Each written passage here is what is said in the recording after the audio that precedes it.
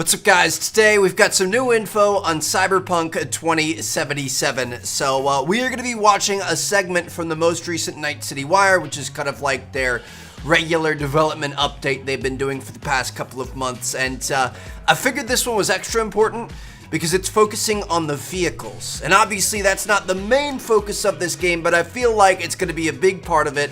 They're obviously going to be super cool, super unique, and we're getting a little sneak peek here. So let's check it out. I'm so excited for this game, dude. November is just gonna be crazy, man. Like, new consoles, new games. It's gonna be the biggest month in gaming ever. In a huge open world like Night City, you need a chill ride to get around fast. And in Cyberpunk 2077, there are tons of cool vehicles to choose from. Get this. 4-liter engine, 6-cylinder, goes from 0 to 100 in 3.2 seconds. You fucking believe that? I really hope there's some cool like racing We crafted and every car stuff and like motorbike that. with amazing attention to detail. On the chassis, the body, not to mention the interiors. You can expect every one not only to look unique, but to deliver a unique driving experience. All right, show me what you got. Don't expect advanced tech or luxurious materials here. Nuh-uh. The economy class. Yeah, it's not the size that counts, I guess. Little smart car. This class is mostly utility vehicles and low-end clunkers made for every pocket. Hold on. It's a wreck. My damn wreck. Well, definitely no guy or girl magnet. That police car looked sick. If you need Executive to impress, class. look to this class alone. I'm putting my ride on the line.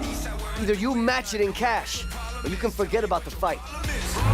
It's a six-wheeled like With Impala these looking wheels, thing. no expense has been spared, no frill ignored. Rolls Their plush Royce interiors almost decked looking. out in all the latest tech, while you get to sit back and enjoy the ride.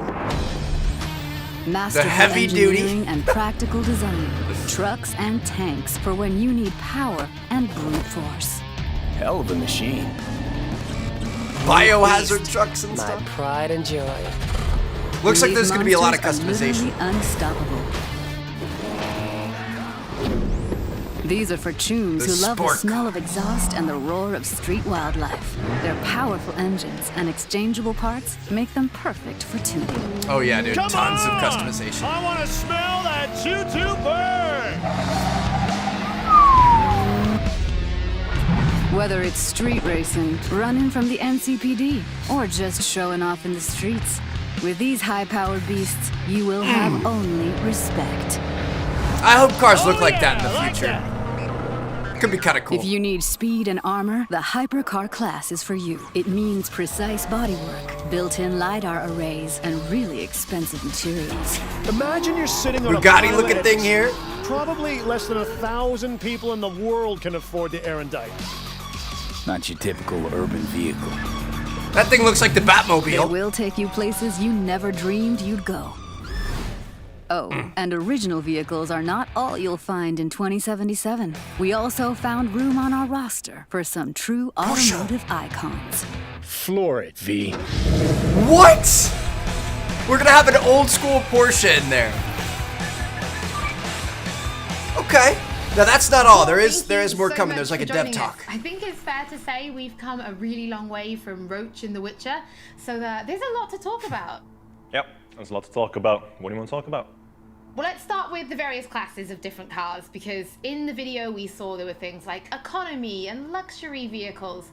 But can you tell us a bit more about their kind of design philosophy? Like, what does each kind of class offer when people are driving them around Night City?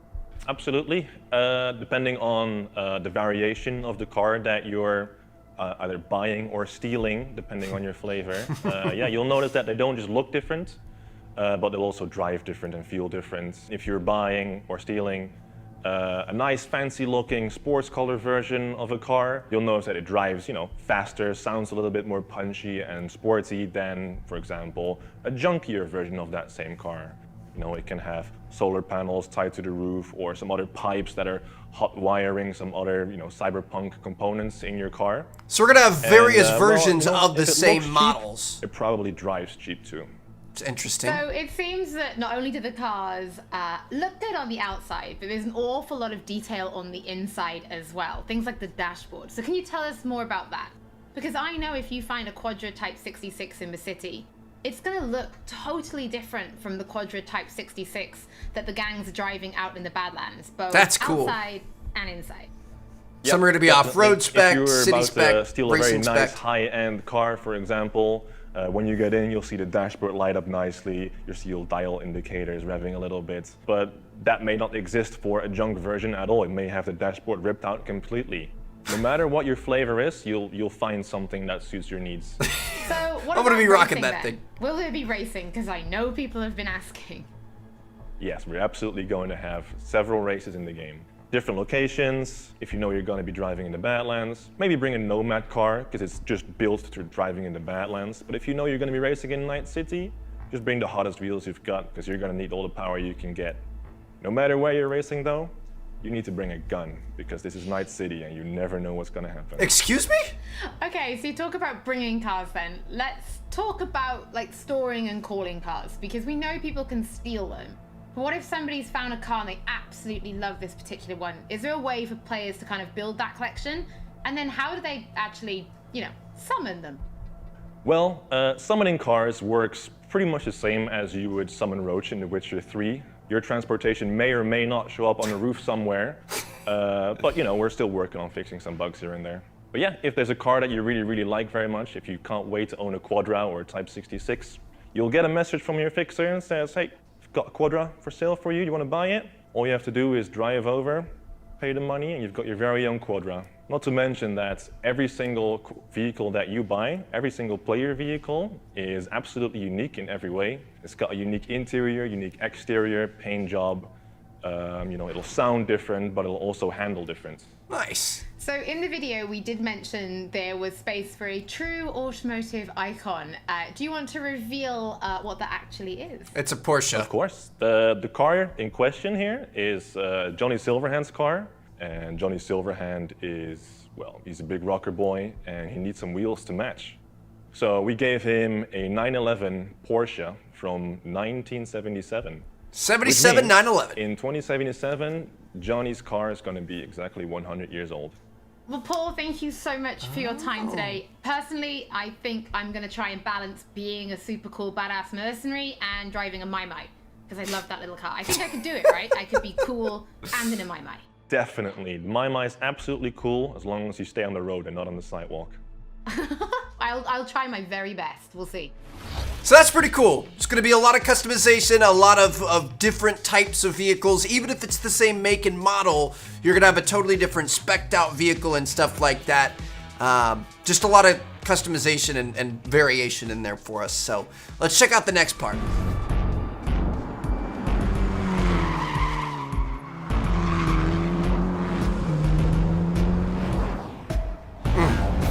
I thought I saw some LFA and some R8 inspired cars in there, and now we can see that's kind of what they are modeled after. That's awesome. Behind the scenes. We started with the visuals, and then we wanted to attach a proper sound to the visuals so that you have a nice feeling or a nice vibe of the complete car. And then we moved on to organizing the whole thing. Early on, we made the decision that we are going to record on the racetracks, and then we are going to record cars in movement. We started cooperation with Tomek Choki, who is very, very well-known racing driver in Poland. That's really a nice sensation when you're driving with a racing driver and then he pushes the car to the limits. You can feel the G's with the braking and tight cornering, and you can feel the car actually bending the laws of physics. We wanted to record a broad spectrum of cars, so we started with the powerful muscle cars, and then we went to more screamy tuned V6s, inline 6s, and then we went to V10s. Dude, this is gonna be awesome. Cars. We of course grabbed some drift cars, just to have the more aggressive character in the cars.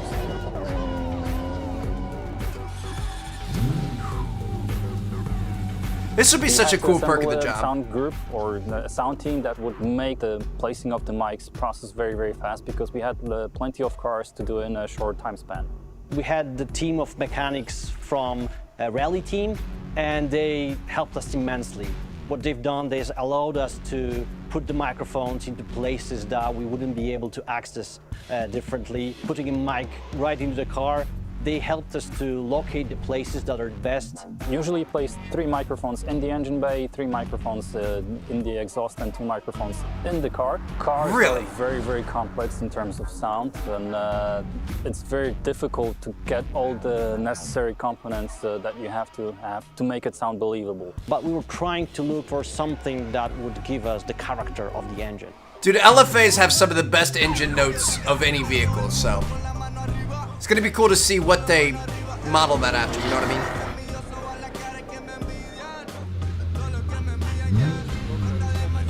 mean? We wanted to use normal, organic, electric engine that you could actually have in the nowadays car. We didn't want the engines to be futuristic, sci-fi-ish sounding. We want them much more organic, much more down-to-earth, something that would represent the combustion engine. And on top of that, we added small elements like the futuristic horns or like a futuristic UI of a car. Door. It makes you feel like you are in a car of the future, and some car might talk to you, other car might have blips and bobs that will make you feel like you're in a futuristic vehicle. But they have combustion engines, which I feel like is probably not gonna be a thing in the real future, you know what I mean? Kind of starting to go away from that, so. Interesting, I like it. It's kind of a mix of new and old. We wanted to be very, very close to what Mike set up in the lore. And early on, we decided to record Johnny's original car, which is Porsche 911 930 from 1977. We recorded on dyno in control environment in a chamber. We could put Mike in very different places. Porsche 930 that we recorded is the only car really that will be really sounding like the real car in the real world. That's cool. So you're not gonna manipulate that. They're even getting the window sounds. More than 40 vehicles. Not often do we record so many vehicles for a game that is not really a racing game. Truth being told, this was the hardest part in my sound career, and I'm very, very proud of what we achieved with the sound team. This was something that we didn't do before, so creating the designs, creating the technology behind how the sound behaves, that's the best thing actually I ever did in my sound career.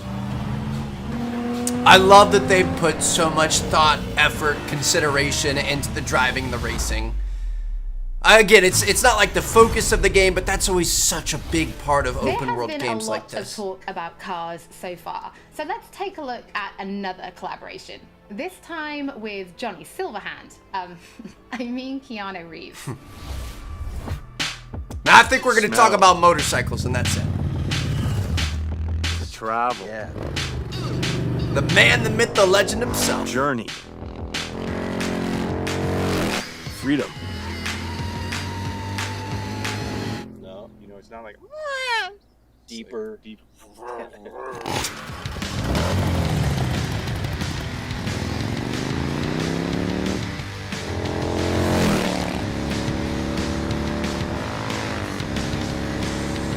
I'm Gard Hollinger. I'm Keanu Reeves. And we're here as representatives of Arch Motorcycle, and we're doing some audio recording for Cyberpunk 2077. Nice. It's kind of cool to see everything that goes into. You got to think about every time you pull that Arch right Motorcycle trigger. is a this stuff is what's custom coming into your production ears. Motorcycle company. What's unique about it is that the motorcycles are built on a production platform, but each one is designed to be able to be personalized for each customer.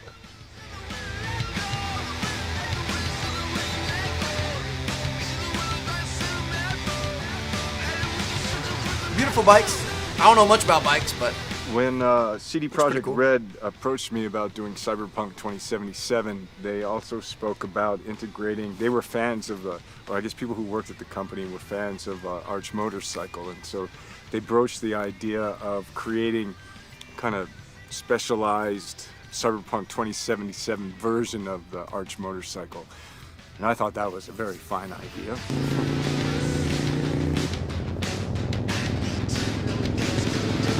We have a motorcycle we've designed and we've been developing called the Method 143, and so that I think in particular was a creative inspiration. For This the looks pretty designers, so they sort of cyberpunk. used that as a basis and then went further. So Not it gonna has lie. a totally different, crazy looking power plant. We did a little customization. It's good. I like it. Today we're capturing sounds, getting some actual sounds of a power plant, drivetrain, and characteristics of the motorcycle, which I'm sure they will, you know, have play with and stuff, but the source will be pure.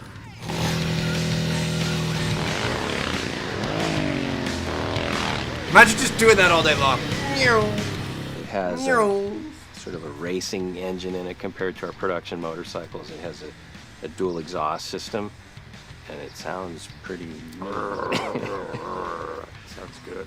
I could definitely blindfolded tell that that's the Method 143-ish sounding motorcycle, yeah. So it's not only all about four wheels, we're also gonna have some two-wheeled action in there, probably some two-wheeled races and stuff. But all in all, just obviously a ton of effort went into the vehicular side of things, and I'm excited. You know, when I think about games like, for example, The GTA, role-playing aspect of the game. it's one of my favorite I parts think of it'll be it. cool, so like to be on a bike and hearing that going through the city streets and hopefully getting it's really into good in this madness as well. and mayhem. So I think that's about it. Hope you guys enjoyed. Thank you guys so much for watching. Very interesting stuff. November 19th. It's coming sooner than you think. Like I said, it's going to be a crazy year. We've got a crazy month ahead. So let me know what you guys think down in the comments. Can't wait to start up this Cyberpunk 2077 series with you guys. And I'm going to see you guys later. Peace out.